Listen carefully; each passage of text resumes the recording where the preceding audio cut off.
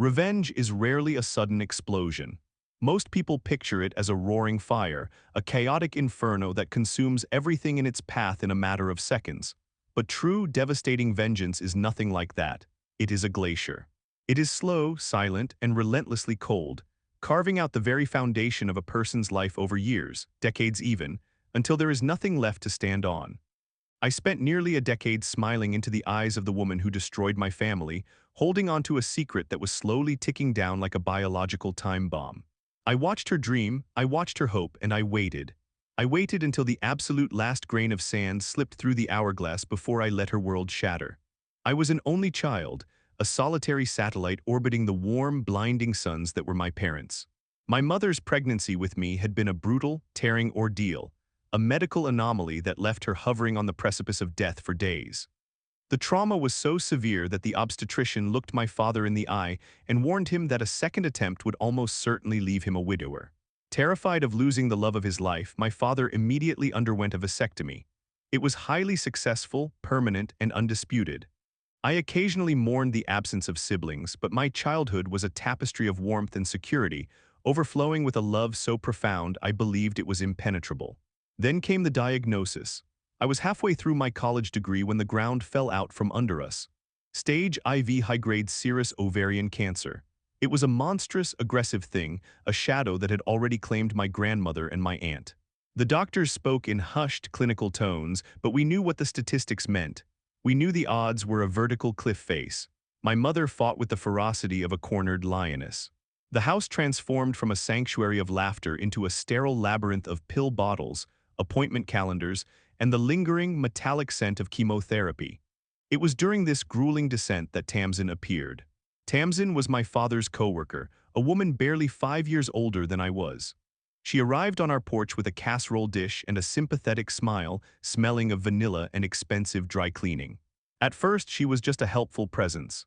Then she became indispensable. Tamsin would run out for groceries, scrub the kitchen floors until they shined, and painstakingly organize my mother's chaotic medication schedule.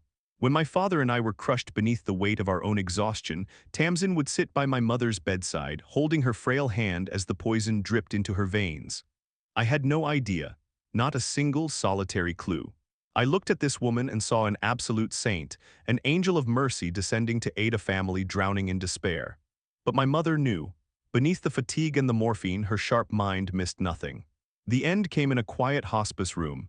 The air was thick with the scent of antiseptic and fading life. My mother and I were playing chutes and ladders, a silly, nostalgic attempt to pretend the world wasn't ending. The plastic game pieces clattered softly against the cardboard. Suddenly my mother paused. Her sunken eyes fixed on the window, watching the gray afternoon light fade.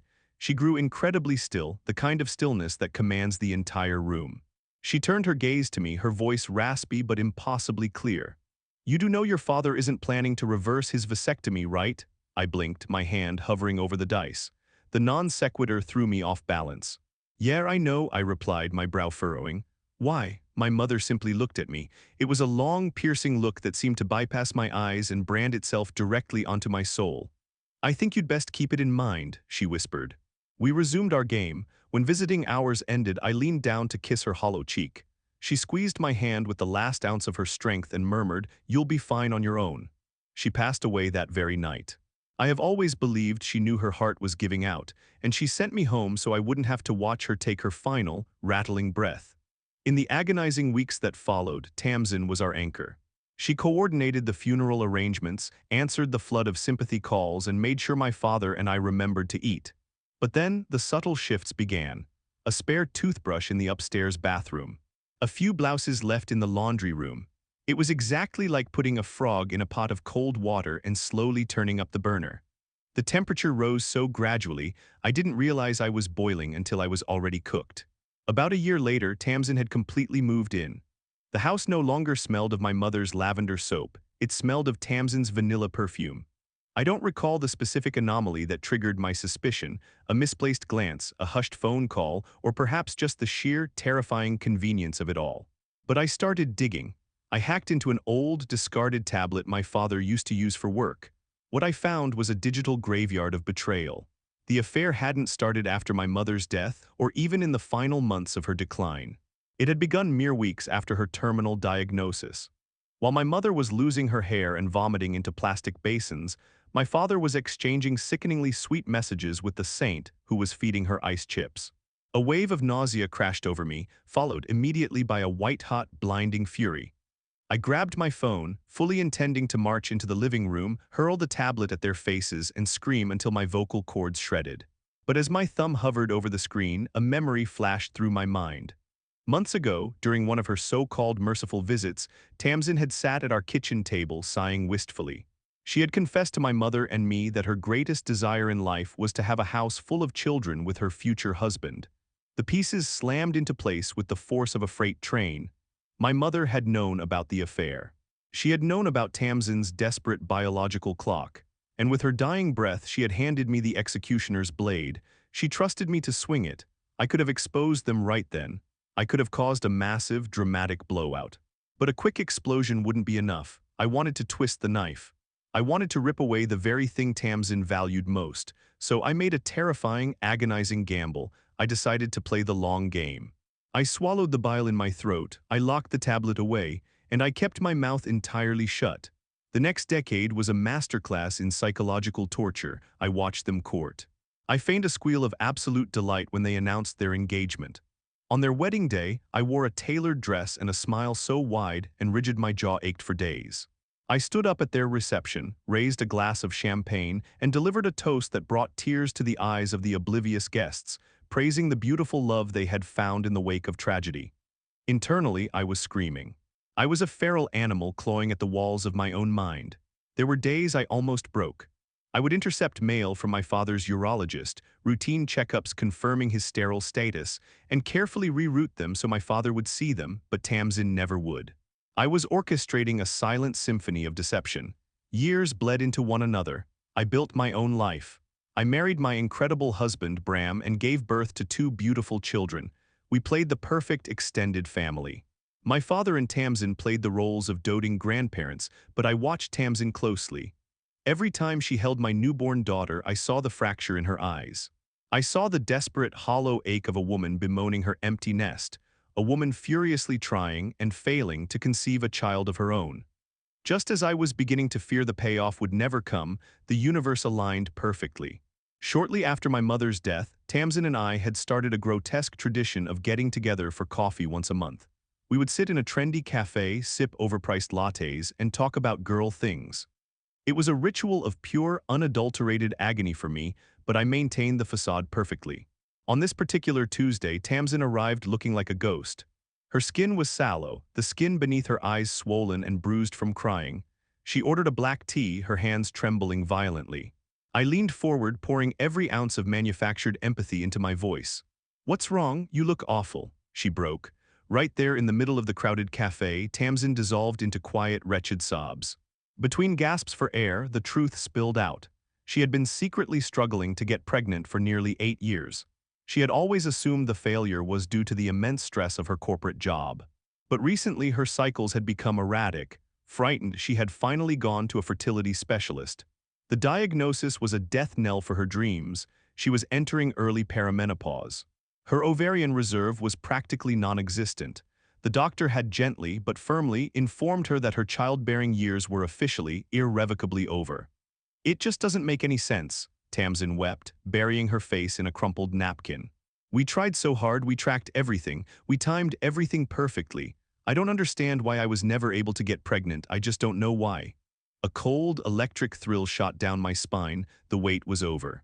The guillotine was raised. I softened my face into a mask of pure, baffled confusion. I tilted my head, letting the silence stretch out just long enough to be uncomfortable. "You mean?" I whispered, my voice dripping with feigned shock. "My father didn't tell you." Tamsin stopped crying.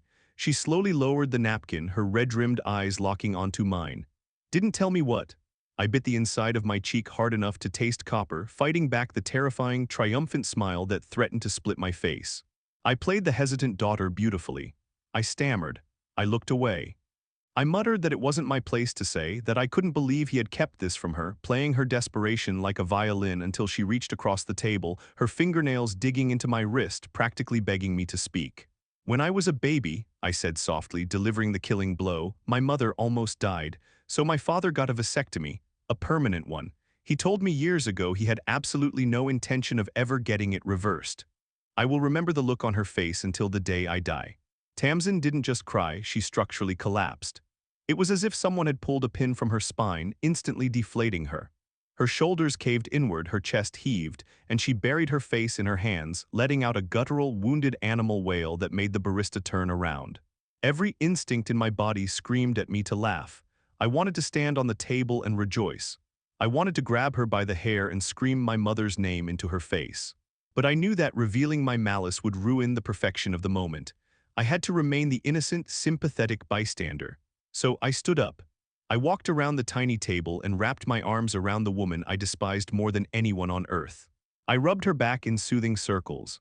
I whispered that my father was a monster for keeping such a massive secret, that she deserved so much better, that he had selfishly, cruelly stolen her youth and wasted her time. I stoked the fires of her absolute devastation, comforting her with the very flames I had ignited. When she finally stood up to leave, her eyes hollow and dead, I held her hands. "I will always be here for you," I lied flawlessly. I watched her walk to her car, knowing with absolute certainty I would never see her again. Why would she ever reach out to me? I was the living, breathing manifestation of the man who had stolen her future. The moment her car turned out of the parking lot, I practically sprinted to my own vehicle. I slammed the door, locked it, and let out a scream of pure, unadulterated joy. I wept. I laughed until my ribs ached and tears streamed down my face.